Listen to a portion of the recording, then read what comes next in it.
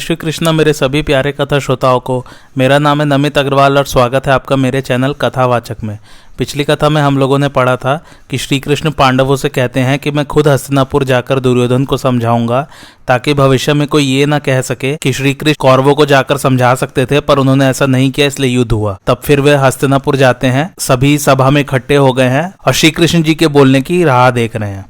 आइए आज की कथा आरंभ करते हैं। जब सभा में सब राजा मौन होकर बैठ गए तो श्री कृष्ण ने महाराज धृतराष्ट्र की ओर देखते हुए बड़ी गंभीर वाणी में कहा, राजन, मेरा यहाँ आने का उद्देश्य यह है कि क्षत्रिय वीरों का संहार हुए बिना ही कौरव और पांडवों में संधि हो जाए। इस समय राजाओं में कुरुवंशी सबसे श्रेष्ठ माना जाता है। इसमें शास्त्र और सदाचार का सम्यक आदर है तथा और भी अनेकों शुभ गुण हैं। अन्य राजवंशों की अपेक्षा कुरुवंशियों में कृपा, दया, करुणा, मृदुता, सरलता, क्षमा और सत्य ये विशेष रूप से पाए जाते हैं। इस प्रकार के गुणों से गौरवान्वित इस वंश में आपके कारण यदि कोई अनुचित बात हो तो यह उचित नहीं है। यदि कौरवों में गुप्त या प्रकट रूप से कोई असद्व्यवहार होता है तो उसे रोकना तो आप ही का काम है। दुर्योधन आदि आपके पुत्र धर्म और अर्थ की ओर से मुंह फेरकर क्रूर पुरुषों के से आचरण करते हैं। अपने खास भाइयों के साथ इनका अशिष्ट पुरुषों का सा आचरण है तथा चित्त पर लोभ का भूत सवार हो जाने से इन्होंने धर्म की मर्यादा को एकदम छोड़ दिया है। ये सब बातें आपको मालूम ही है। यह भयंकर आपत्ति इस समय कौरवों पर ही आई है और यदि इसकी उपेक्षा की गई तो यह सारी पृथ्वी को चौपट कर देगी। यदि आप अपने कुल को नाश से बचाना चाहें तो अब भी इसका निवारण किया जा सकता है। मेरे विचार से इन दोनों पक्षों में संधि होनी बहुत कठिन नहीं है। इस समय शांति कराना आपके और मेरे ही हाथ में है। आप अपने पुत्रों को मर्यादा में रखिए और मैं पांडवों को नियम में रखूंगा। आपके पुत्रों को अपने बाल बच्चों सहित आपके आगे में रहना ही चाहिए। यदि आपके आगे में रहेंगे तो इनका बड़ा भारी हित हो सकता है। महाराज, आप पांडवों की रक्षा में रहकर धर्म और अर्थ का अनुष्ठान कीजिए। आपको ऐसे रक्षक प्रयत्न करने पर भी नहीं मिल सकते। भरत श्रेष्ठ, जिनके अंदर भीष्म, द्रोण, कृप, कर्ण, विभीषण, अश्वत्थामा, विकर्ण, सोमदत्त, वाल्मीकि, युधिष्ठिर, भीमसेन, अर्जुन, नकुल, सहदेव, सात्यकी और युयुत्सु जैसे वीर हों, उनसे युद्ध करने की किस बुद्धिहीन की हिम्मत हो सकती है। कौरव और पांडवों के मिल जाने से आप समस्त लोगों का आधिपत्य प्राप्त करेंगे तथा शत्रु आपका कुछ भी न बिगाड़ सकेंगे तथा जो राजा आपके समकक्षी आपसे बड़े हैं वे भी आपके साथ संधि कर लेंगे। ऐसा होने से आप अपने पुत्र, पौत्र, पिता, भाई और सुहृदों से सब प्रकार सुरक्षित रहकर सुख से जीवन व्यतीत कर सकेंगे। यदि आप पांडवों को ही आगे रखकर इनका पूर्ववत आदर करेंगे तो इस सारी पृथ्वी का आनंद से भोग कर सकेंगे। महाराज, युद्ध करने में तो मुझे बड़ा भारी संहार दिखाई दे रहा है। इस प्रकार दोनों पक्षों का नाश कराने में आपको क्या धर्म दिखाई देता है? अतः आप इस लोक की रक्षा कीजिए और ऐसा कीजिए जिसमें आपकी प्रजा का नाश न हो। यदि आप सत्व गुण को धारण कर लेंगे तो सबकी रक्षा ठीक हो जाएगी। महाराज, पांडवों ने आपको प्रणाम कहा है और आपकी प्रसन्नता चाहते हुए यह प्रार्थना की है कि हमने अपने साथियों के सहित आपके आगे से ही इतने दिनों तक दुख भोगा है। हम 12 वर्ष तक वन में रहे हैं और फिर 13वां वर्ष जन समूह में अज्ञात रूप से रहकर बिताया है। वनवास की शर्त होने के समय हमारा यही निश्चय था कि जब हम लौटेंगे तो आप हमारे ऊपर पिता की तरह रहेंगे। हमने उस शर्त का पूरी तरह पालन किया है, इसलिए अब आप भी जैसा ठहरा था वैसा ही बर्ताव कीजिए। हमें अब अपने राज्य का भाग मिल जाना चाहिए। आप धर्म और अर्थ का स्वरूप जानते हैं, इसलिए आपको हमारी रक्षा करनी चाहिए। इसके सिवा आपके उन पुत्रों ने इन सभासदों से भी कहलाया है कि जहाँ धर्मज्ञ सभासद हो वहाँ कोई अनुचित बात नहीं होनी चाहिए। यदि सभासदों के देखते हुए अधर्म से धर्म का और असत्य से सत्य का नाश हो तो उनका भी नाश हो जाता है। इस समय पांडव लोग धर्म पर दृष्टि लगाए चुपचाप बैठे हैं। उन्होंने धर्म के अनुसार सत्य और न्याययुक्त बात ही कही है। राजन, आप पांडवों को राज्य दे दीजिए। इसके सिवा आपसे और क्या कहा जा सकता है। इस सभा में जो राजा लोग बैठे हैं उन्हें कोई और बात कहनी हो तो कहे। यदि धर्म और अर्थ का विचार करके मैं सच्ची बात कहूँ तो यही कहना होगा कि इन क्षत्रियों को आप मृत्यु के फंदे से छुड़ा दीजिए। भरत श्रेष्ठ, शांति धारण कीजिए, क्रोध के वश मत होइए और पांडवों को उनका यथोचित पैतृक राज्य दे दीजिए। ऐसा करके आप अपने पुत्रों के सहित आनंद से भोगिए। राजन, इस समय आपने अर्थ को अनर्थ और अनर्थ को अर्थ मान रखा है। आपके पुत्रों पर लोभ ने अधिकार जमा रखा है। आप उन्हें जरा काबू में रखिए। पांडव तो आपकी सेवा के लिए भी तैयार हैं और युद्ध करने के लिए भी तैयार हैं। इन दोनों में आपको जो बात अधिक हितकर जान पड़े उसी पर डट जाइए। जब भगवान कृष्ण ने ये सब बातें कही तो सभी सभासदों को रोमांच आया और वे चकित से हो गए। वे मन ही मन तरह तरह से विचार करने लगे। उनके मुख से कोई भी उत्तर नहीं निकला। सब राजाओं को इस प्रकार मौन हुआ देख उस सभा में बैठे हुए महर्षि परशुराम जी कहने लगे, राजन, तुम सब प्रकार का संदेह छोड़कर मेरी एक सत्य बात सुनो। वह तुम्हें अच्छी लगे तो उसके अनुसार आचरण करो। पहले दंभोबद्ध नाम का एक सार्वभौम राजा हो गया था। वह महारथी सम्राट नित्य प्रति प्रातः काल उठकर ब्राह्मण और क्षत्रियों से पूछा करता था कि क्या ब्राह्मण, क्षत्रिय, वैश्य और शूद्रों में कोई ऐसा शस्त्रधारी है जो युद्ध में मेरे समान अथवा मुझसे बढ़कर हो।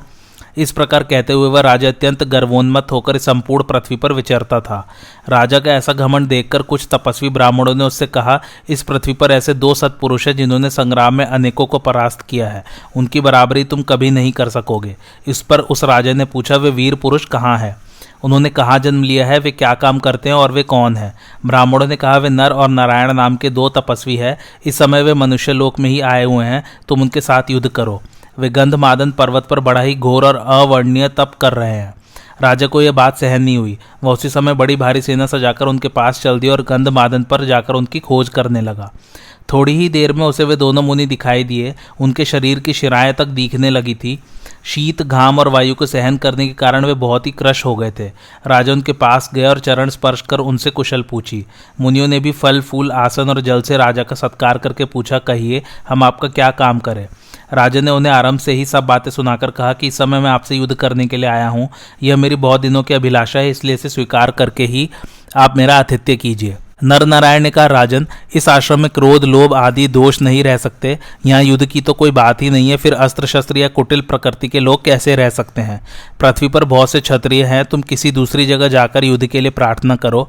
नर नारायण के इसी प्रकार बार बार समझाने पर भी दंभोपद्रव की युद्ध लिप्सा शांत न हुई और इसके लिए उनसे आग्रह करता ही रहा। तब भगवान नर ने एक मुट्ठी सीके लेकर कहा, अच्छा, तुम्हें युद्ध की बड़ी लालसा है तो अपने हथियार उठा लो और अपनी सेना को तैयार करो। यह सुनकर दंभोपद्रव और उसके सैनिकों ने उन पर बड़े पैने बाड़ों की वर्षा करना आरंभ कर दिया। भगवान नर ने एक सीक को अमोघ अस्त्र के रूप में परिणत करके छोड़ा। इससे यह बड़े आश्चर्य की बात हुई कि मुनिवर नर ने उन सब वीरों के आंख, नाक और कानों को सीकों से भर दिया। इसी प्रकार सारे आकाश को सफेद सीकों से भरा देखकर राजा दंभोपद्रव उनके चरणों में गिर पड़ा और मेरी रक्षा करो, मेरी रक्षा करो, इस प्रकार चिल्लाने लगा। तब शरणागत वत्सल नर ने शरणापन्न राजा से कहा, राजन, तुम ब्राह्मणों की सेवा करो और धर्म का आचरण करो। ऐसा काम फिर कभी मत करना। तुम बुद्धि का आश्रय लो और लोभ को छोड़ दो तथा अहंकार शून्य, जितेंद्रिय, क्षमाशील, मृदु और शांत होकर प्रजा का पालन करो। अब भविष्य में तुम किसी का अपमान मत करना।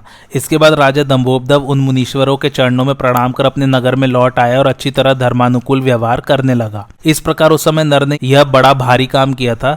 इस समय नर ही अर्जुन है, अतः जब तक वे अपने श्रेष्ठ धनुष गांडीव पर बाण न चढ़ावे तभी तक तुम मान छोड़कर अर्जुन की शरण ले लो।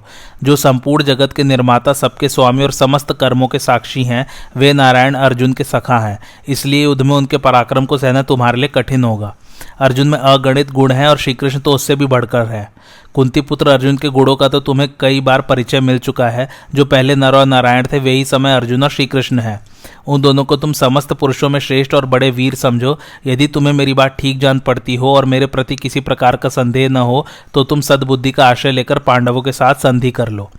परशुराम जी का भाषण सुनकर महर्षि कर्ण भी दुर्योधन से कहने लगे, लोक पितामह ब्रह्मा और नर नारायण, ये अक्षय और अविनाशी है। अदिति के पुत्रों में केवल विष्णु ही सनातन, अजय, अविनाशी, नित्य और सबके ईश्वर हैं। उनके सिवा चंद्रमा, सूर्य, पृथ्वी, जल, वायु, अग्नि, आकाश, ग्रह और तारे ये सभी विनाश का कारण उपस्थित होने पर नष्ट हो जाते हैं। जब संसार का प्रलय होता है तो ये सभी पदार्थ तीनों लोकों को त्याग कर नष्ट हो जाते हैं और सृष्टि का आरंभ होने पर बार बार उत्पन्न होते रहते हैं। इन सब बातों पर विचार करके तुम्हें धर्मराज युधिष्ठिर के साथ संधि कर लेनी चाहिए, जिससे कौरव और पांडव मिलकर पृथ्वी का पालन करें। दुर्योधन, तुम ऐसा मत समझो कि मैं बड़ा बली हूँ। पांडव लोग तो सभी देवताओं के समान शूरवीर और पराक्रमी हैं। वे स्वयं वायु, इंद्र, धर्म और दोनों अश्विनी कुमार ही हैं। इन देवताओं की ओर तो तुम देख भी नहीं सकते, इसलिए इनसे विरोध छोड़कर संधि कर लो। तुम्हें इन तीर्थ स्वरूप श्री कृष्ण के द्वारा अपने कुल की रक्षा का प्रयत्न करना चाहिए। यहाँ महातपस्वी देवर्षि नारद जी विराजमान हैं।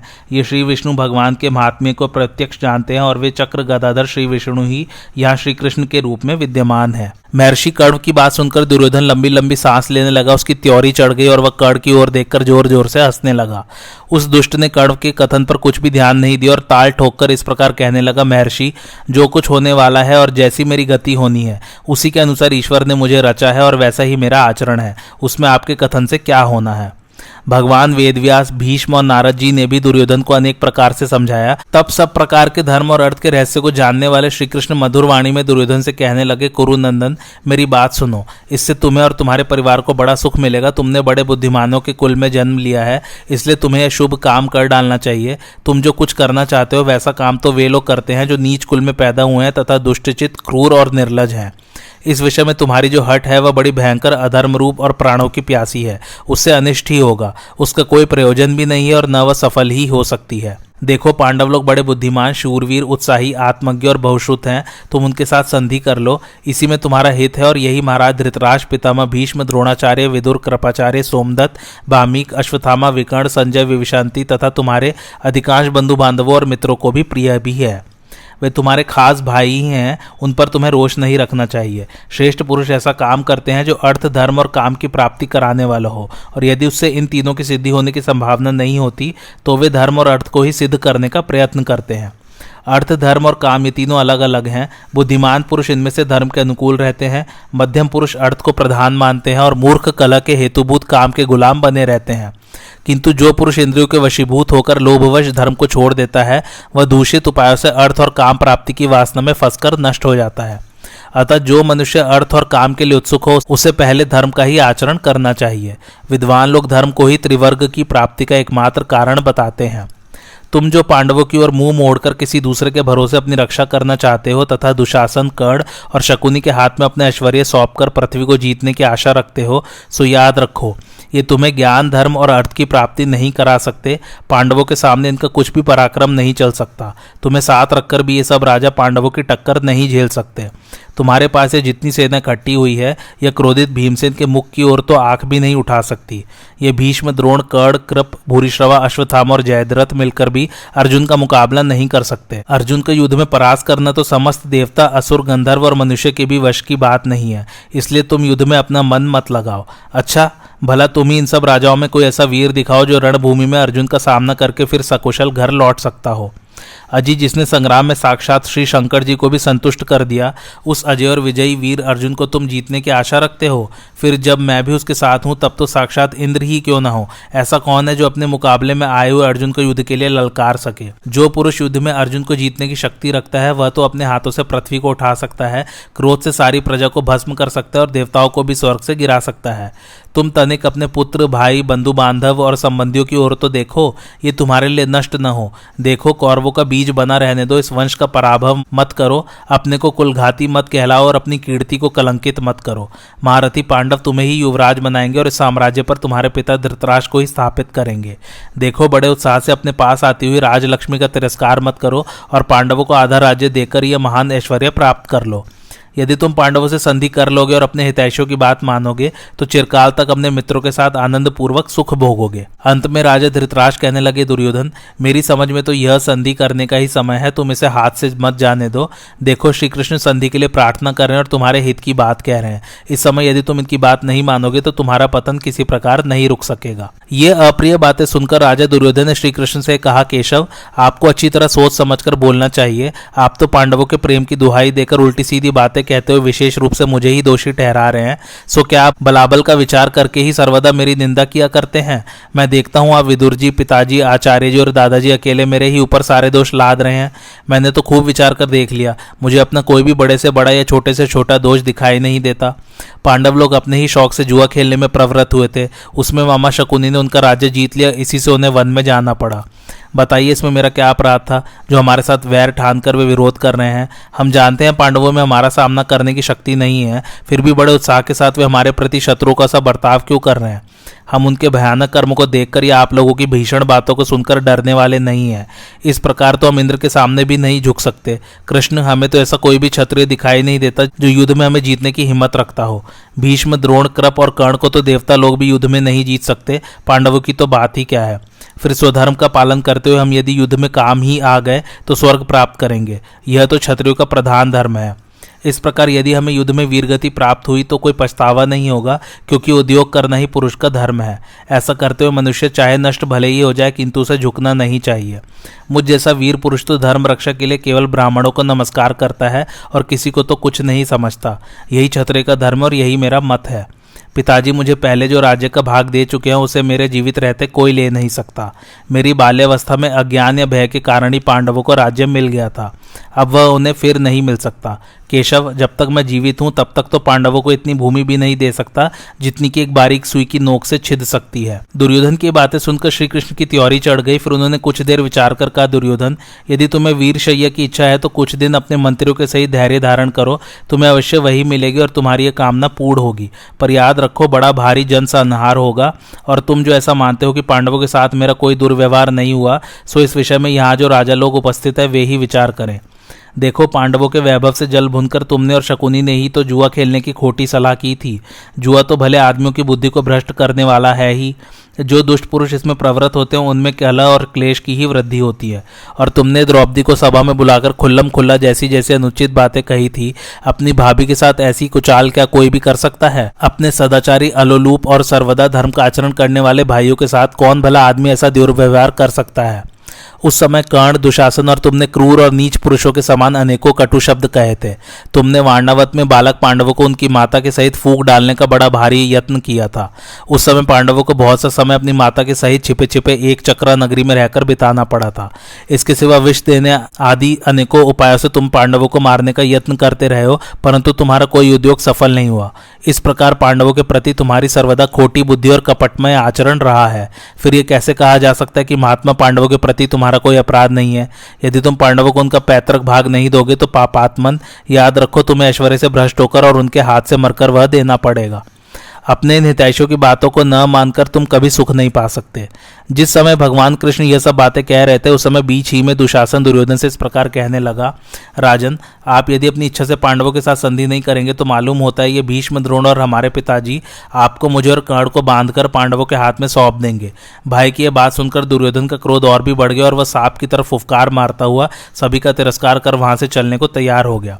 उसे जाते देख उसके भाई, मंत्री और सब राजा लोग भी सभा छोड़कर चल दिए। श्री कृष्ण ने कहा, कुल की रक्षा के लिए एक पुरुष को, ग्राम की रक्षा के लिए कुल को, देश की रक्षा के लिए ग्राम को और अपनी रक्षा के लिए सारी पृथ्वी को त्याग देना चाहिए। इसलिए आप लोग भी दुर्योधन को कैद करके पांडवों से संधि कर लीजिए। इससे आपके कारण इन सब क्षत्रियों का नाश तो नहीं होगा। श्री कृष्ण की यह बात सुनकर राजा धृतराष्ट्र ने विदुर से कहा, भैया, तुम परम बुद्धिमती गांधारी के पास जाओ और उसे यहाँ लेवा लाओ। मैं उसके साथ दुरात्मा दुर्योधन को समझाऊंगा। तब विदुर जी दीर्घदर्शिनी गांधारी को सभा में ले आए। उससे धृतराष्ट्र ने कहा, गांधारी, तुम्हारा यह दुष्ट पुत्र मेरी बात नहीं मानता। इसने अशिष्ट पुरुषों के समान सब मर्यादा छोड़ दी है। देखो, वह हितैषियों की बात न मानकर इस समय अपने पापी और दुष्ट साथियों के सहित सभा से चला गया है। पति की यह बात सुनकर यशस्विनी गांधारी ने कहा, राजन, आप पुत्र के मुंह में फंसे हुए हैं, इसलिए इस विषय में तो आप ही अधिक दोषी हैं। आप ये जानकर भी कि दुर्योधन बड़ा पापी है, उसी की बुद्धि के पीछे चलते रहे हैं। दुर्योधन को तो काम, क्रोध और लोभ ने अपने चंगुल में फंसा रखा है। अब आप बलात् भी उसे इस मार्ग से नहीं हटा सकेंगे। आपने इस मूर्ख, दुरात्मा, कुसंगी और लोभी पुत्र को बिना कुछ सोचे समझे राज्य की बागडोर संभला दी। उसी का आप ये फल भोग रहे हैं। आप अपने घर में जो फूट पड़ रही है उसकी उपेक्षा क्यों करते हैं? इस तरह स्वजनों के फूटने पर तो शत्रु लोग आपकी हंसी करेंगे। देखिए, यदि साम या भेद से ही विपत्ति टल सकती हो तो कोई भी बुद्धिमान स्वजनों के दंड का प्रयोग क्यों करेगा? इसके बाद राजा धृतराष्ट्र और गांधारी के कहने से विदुर जी दुर्योधन को फिर सभा में लेवा लाए। दुर्योधन की आंखें क्रोध से लाल हो रही थी और वह सर्प के समान फुफकारे से भर रहा था। इस समय माता क्या कहती है ये सुनने के लिए फिर राजसभा में आ गया। तब गांधारी ने दुर्योधन को झड़क कर संधि करने के लिए इस प्रकार कहा, बेटा दुर्योधन, मेरी यह बात सुनो। इससे तुम्हारी संतान का हित होगा तथा भविष्य में भी तुम्हें सुख मिलेगा। तुमसे तुम्हारे पिता भीष्म जी, द्रोणाचार्य, कृपाचार्य और विदुर जी ने जो बात कही है उसे तुम स्वीकार कर लो। माता के कहे हुए वाक्यों पर दुर्योधन ने कुछ भी ध्यान नहीं दिया और वह बड़े क्रोध से सभा को छोड़कर अपने दुष्ट बुद्धि मंत्रियों के पास चला आया। फिर दुर्योधन, कर्ण, शकुनी और दुशासन, इन चारों ने मिलकर यह सलाह की कि देखो, यह कृष्ण राजा धृतराष्ट्र और भीष्म के साथ मिलकर हमें कैद करना चाहता है, सो पहले हम ही लोग इसे बलात् कैद कर लें। कृष्ण को कैद हुआ सुनकर पांडवों का सारा उत्साह ठंडा पड़ जाएगा और वे किंकर्तव्य मूढ़ हो जाएंगे। सात्यकी इशारे से ही दूसरों के मन की बात जान लेते थे। वे तुरंत ही उनका भाव ताड़ गए और सभा से बाहर आकर कृतवर्मा से बोले, शीघ्र ही सेना सजाओ और जब तक मैं इनके कुविचार के श्री कृष्ण को सूचना दूं, तुम स्वयं कवच धारण कर सेना को व्यूह रचना की रीति से खड़ी करके सभा भवन के द्वार पर आ जाओ। फिर सिंह जैसे गुफा में जाता है उसी प्रकार सभा में जाकर उन्होंने श्री कृष्ण से उनका वह कुविचार कह दिया। फिर वे मुस्कुराकर राजा धृतराष्ट्र और विदुर से कहने लगे, सत्पुरुषों की दृष्टि में दूत को कैद करना धर्म, अर्थ और काम के सर्वथा विरुद्ध है, किंतु ये मूर्ख वही करने का विचार कर रहे हैं। इनका यह मनोरथ किसी प्रकार पूरा नहीं हो सकता। श्री कृष्ण ने धृतराष्ट्र से कहा, राजन, यदि क्रोध में भरकर मुझे कैद करने का साहस कर रहे हैं तो आप जरा आज्ञा दे दीजिए, फिर देखिए मुझे कैद करते हैं या मैं इन्हें बांध लेता हूँ। अच्छा, यदि मैं इसी समय इन्हें और इनके अनुयायियों को बांधकर पांडवों को सौंप दूं तो मेरा यह काम अनुचित तो नहीं होगा।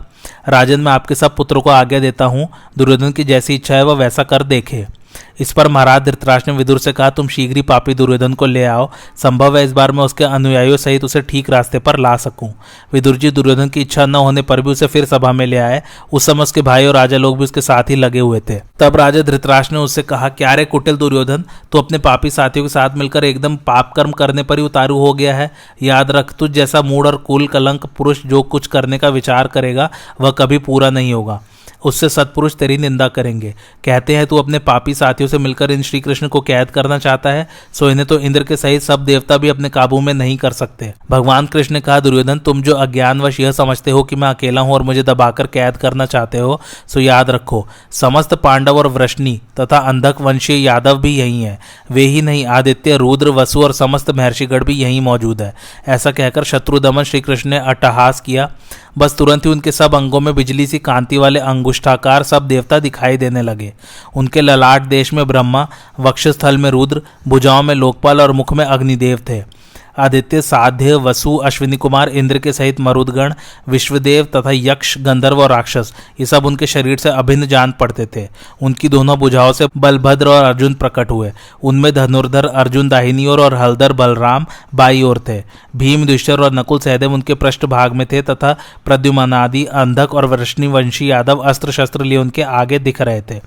उस समय श्री कृष्ण के अनेकों भुजाएं दिखाई देती थी। उनमें वे शंख, चक्र, गदा, शक्ति, शार्ंग, धनुष, हल और नंदक खड़ग लिए हुए थे। उनके नेत्र, नासिका और कर्ण रंध्रों से बड़ी भीषण आग की लपटें तथा रोम कूपों में से सूर्य की सी किरणें निकल रही थी। श्री कृष्ण के इस भयंकर रूप को देखकर सब राजाओं ने भयभीत होकर नेत्र मूंद लिए। केवल द्रोणाचार्य, भीष्म, विदुर, संजय और ऋषि लोग ही उसका दर्शन कर सके, क्योंकि भगवान ने उन्हें दिव्य दृष्टि दे दी थी। सभा भवन में भगवान का यह अद्भुत कृत्य देखकर देवताओं की दुंदुभियों का शब्द होने लगा तथा आकाश से पुष्पों की झड़ी लग गई। तब राजा धृतराष्ट्र ने कहा, कमल नयन, सारे संसार के हितकर्ता आप ही हैं, अतः आप हम पर कृपा कीजिए। मेरी प्रार्थना की इस समय मुझे दिव्य नेत्र प्राप्त हो। मैं केवल आप ही के दर्शन करना चाहता हूँ, फिर किसी दूसरे को देखने की मेरी इच्छा नहीं है। इस पर भगवान श्री कृष्ण का, कुरुनंदन, तुम्हारे अदृश्य रूप से 2 नेत्र हो जाए। जब सभा में बैठे हुए राजा और ऋषियों ने देखा कि महाराज धृतराष्ट्र को नेत्र प्राप्त हो गए हैं तो उन्हें बड़ा ही आश्चर्य हुआ और वे श्री कृष्ण की स्तुति करने लगे। उस समय पृथ्वी डगमगाने लगी, समुद्र में खलबली पड़ गई और सब राजा भौचक्के से रह गए। फिर भगवान ने उस स्वरूप को तथा अपनी दिव्य, अद्भुत और विचित्र विचित्र माया को समेट लिया। इसके पश्चात वे ऋषियों से आगे ले सात्यकी और कृतवर्मा का हाथ पकड़े सभा भवन से चल दिए। उनके चलते ही नारद आदि ऋषि भी अंतर्धान हो गए। भगवान रथ पर सवार हुए, उनके साथ ही महारथी कृतवर्मा भी चढ़ता दिखाई दिया। इस प्रकार जब वे जाने लगे तो महाराज धृतराष्ट्र ने कहा, जनार्दन, पुत्रों पर मेरा बल कितना काम करता है यह आपने प्रत्यक्ष ही देख लिया। मैं तो चाहता हूं कि किसी प्रकार कौरव पांडवों में मेल हो जाए और इसके लिए प्रयत्न भी करता हूं, किंतु अब मेरी दशा देखकर आप मुझ पर संदेह न करें। इस पर भगवान कृष्ण ने राजा धृतराष्ट्र, द्रोणाचार्य, भीष्म, विदुर, कृपाचार्य और भामिक से कहा, इस समय कौरवों की सभा में जो कुछ हुआ है वह आपने प्रत्यक्ष देख लिया तथा यह बात भी आप सबके सामने ही की है कि मंदबुद्धि दुर्योधन किस प्रकार फुनक्कर सभा से चला गया था। महाराज धृतराष्ट्र भी इस विषय में अपने को असमर्थ बता रहे हैं, अतः मैं आप सबसे आगे चाहता हूँ और राजा युधिष्ठिर के पास जाता हूँ। उन्होंने भीष्म आदि प्रधान कौरवों को विदा किया तथा कर्ण को रथ में बैठाकर सात्यकी के साथ चल दिए। भगवान के जाने पर कौरव लोग आपस में मिलकर उनके विषय में अनेकों अद्भुत और आश्चर्यजनक बातें करने लगे। नगर से बाहर आकर श्री कृष्ण ने कर्ण के साथ कुछ गुप्त बातें की और फिर उसे विदा करके घोड़े हाँक दिए। वे इतनी तेजी से चले कि उस लंबे मार्ग को बात की बात में तय करके उपलव्य में पहुंच गए। इधर श्री कृष्ण जब कर्ण को रथ में बैठाकर हस्तिनापुर से बाहर आए तो उन्होंने उससे तीक्ष्ण, मृदु और धर्मयुक्त वाक्यों में कहा, कर्ण, तुमने वेद वेदता ब्राह्मणों की बड़ी सेवा की है और उनसे परमार्थ तत्व संबंधी प्रश्न किए हैं, पर मैं तुम्हें गुप्त बात बताता हूं। तुमने कुंती की कन्यावस्था में उसी के गर्भ से ही जन्म लिया है, इसलिए धर्मानुसार तुम पांडु के ही पुत्र हो। अतः शास्त्र दृष्टि से तुम ही राज्य के अधिकारी हो। तुम्हारे पितृपक्ष में पांडव और मातृ पक्ष में यादव। तुम मेरे साथ चलो, पांडवों को भी यह मालूम हो जाए कि तुम युधिष्ठिर से भी पहले उत्पन्न हुए कुंती के पुत्र हो। फिर तो 5 पांडव, 5 द्रौपदी के पुत्र और अभिमन्यु तुम्हारे चरण छुएंगे तथा पांडवों को पक्ष लेने के लिए एकत्रित हुए राजा, राजपुत्र और वृष्णि तथा अंधक वंश के सब यादव भी तुम्हारा चरण वंदन करेंगे।